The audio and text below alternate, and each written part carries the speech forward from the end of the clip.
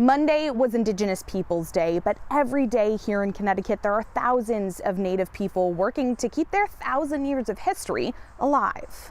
It's hard to hate someone you know a lot about. The Mohegan tribe uses their land and museum to carry on oral tradition, rediscover much of their past, educate young Native youth on their identity, and share their story with non-Natives. Native people here in Connecticut can actually make you feel more connected to your state. When you learn that Connecticut is a Native American word, right? It means the land of the long tidal river. While Mohegan's well-preserved story speaks to the larger Indigenous experience in many ways, on eastern Pequot land, just a few towns away, they face a different level of erasure. We have one of the oldest continuously occupied reservations in the country. The Eastern Pequots are one of the state's 3 tribes without federal recognition. Theirs was taken away by the Bureau of Indian Affairs in 2005, mostly due to how splintered their tribal nation has been since the devastating Pequot War. They've now had to compile 70,000 pages of evidence and petition signatures to prove their self-governance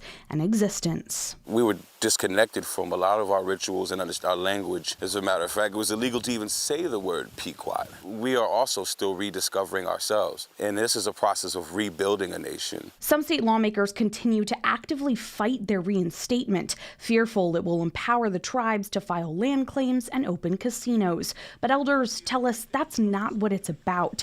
Instead, they want resources to educate those on their tribal land and to fund health care and the overall infrastructure to be self-sufficient on their rightful land. Behind me is every one of the ancestors that we have lost, that have fought and fought and fought. And I just think that we've got to make this right. The state of Connecticut and the politicians should be really ashamed of themselves of what they've done to the Connecticut tribes. People want to tie everything up neatly in a bow, but history is messy. We have to reach back to a history that was denied us. We were separated from our relations. We were separated from our land. We were separated from our history, our language. There was this conscious effort to really put the story of Native people to rest. It sort of gave us a lot of impetus to go out there and tell our story, didn't it? We are here. We are not going anywhere. Emma Wolforst, Fox 61, Connecticut's news station.